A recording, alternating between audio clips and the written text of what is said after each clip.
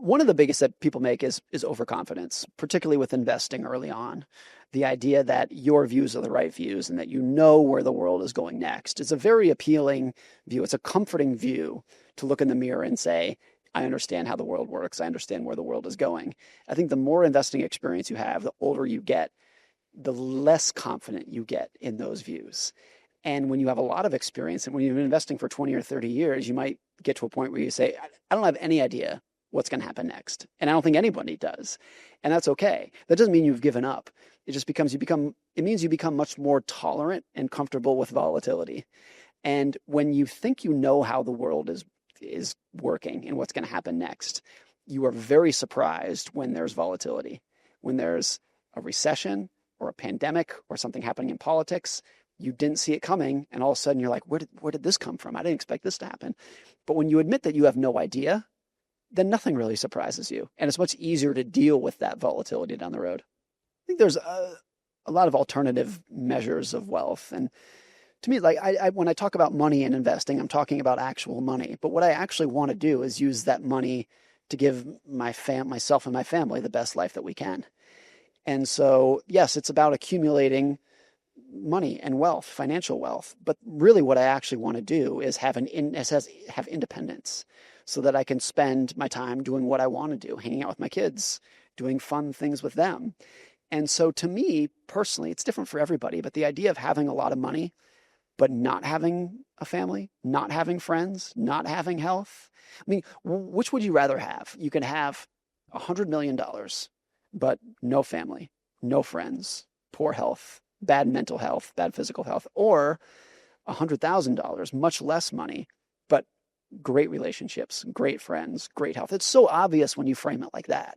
And so if you can use money as a tool to leverage those things that actually make you happy, that I think is real wealth. I think by definition, the biggest risks are what we don't see coming. And by definition, nobody knows what that's going to be. And so if you and I were sitting here in 2019, nobody, not you, not me, not you, not anyone in the audience right now would say the biggest risk is going to be a global pandemic that's going to shut everything. Nobody saw that coming. Nobody could have seen that. And I think that is true for the next 5 years, that the biggest risk over the next 5 years is something that you and I can't even fathom right now. And so the solution from that is not trying to predict what it might be. It's just becoming more comfortable with volatility, psychologically and financially.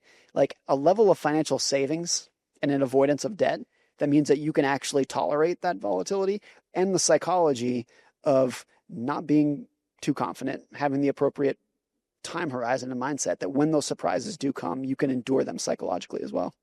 The principles absolutely do apply. And what's interesting, I completely understand what you're saying, but it's true that if you went to America right now, most Americans would say it's impossible to save there as well. And what's true is that in my mind, the goal of saving money is independence. And independence exists on a spectrum. It's not black or white. And so every single tiny bit of money that you save, every dollar that you save is a little piece of your future that you own. And the flip side is every dollar of debt that you have is a bit of your future that somebody else owns. And so when you think about even just very small amounts of savings is buying a piece of your future, it's owning a piece of your future, then it's not, I understand why people would not want to save if it was like, why bother? Because I can only save this teeny tiny amount. It's not going to make any difference. And I think for a lot of people's view, it's either like you're either completely financially independent or you might as well live paycheck to paycheck. And I've always viewed like any tiny bit of savings that you have, $10, $50, $100, whatever it might be, is a little chunk of your future that you own that you didn't before. And I think when you think about it in those terms, it becomes a little bit more easy, manageable to think about these goals with as much or as little as you possibly can.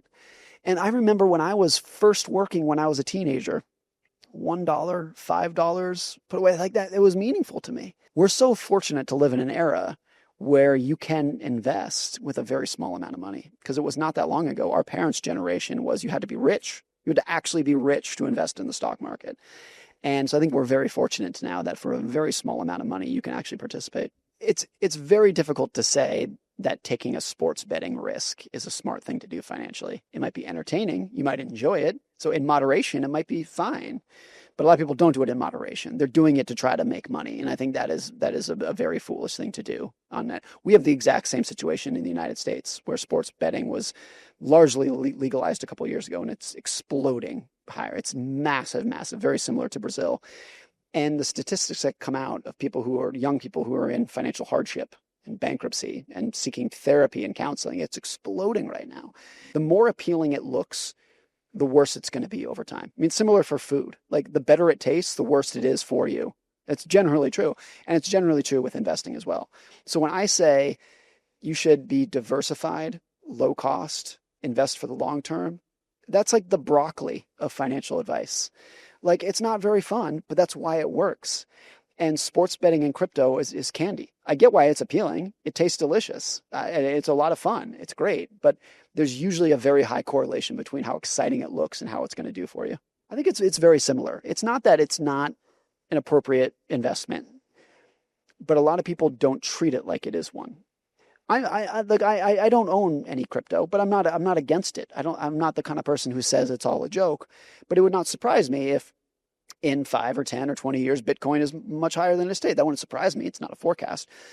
But even if that's true, a lot of people treat it like it's just something to trade in and out, in and out, in and out. So even when an asset, this is true for any stocks or bonds or crypto, even when the asset itself can be a very appropriate investment, a lot of times the way it's treated is going to do a lot of financial harm. And there aren't many crypto investors who are just going to buy and hold for the long term.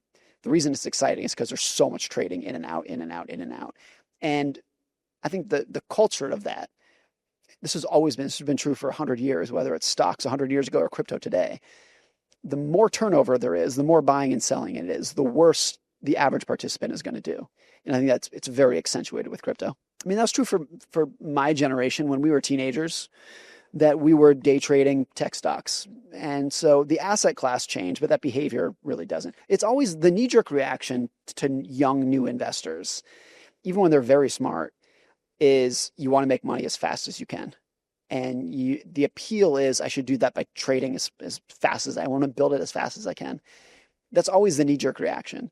But it's usually always the case that in hindsight, the people who do the best are the ones that just are patient and buy and hold and leave it alone for 10 or 20 years.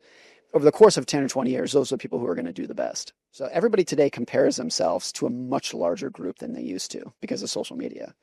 And so it's easier than ever today to feel like you are not doing well financially because on Instagram and on TikTok, everybody looks like they're doing better. Everybody looks prettier. Everybody looks happier. Everybody looks richer. Everybody looks more successful. By and large, not true. By and large, what you are actually looking at is like the curated highlight reel of what is going to give you the most anxiety. And so I think 30 years ago, most people could look around their town, their little village, and say, I'm doing pretty well compared to her and him, and I'm doing fine. And today you look at your phone and you're like, even if you are doing very well, you're like, well, they're doing a lot better than I am. And so it makes it easier than ever to feel like you're falling behind, even if statistically you're not.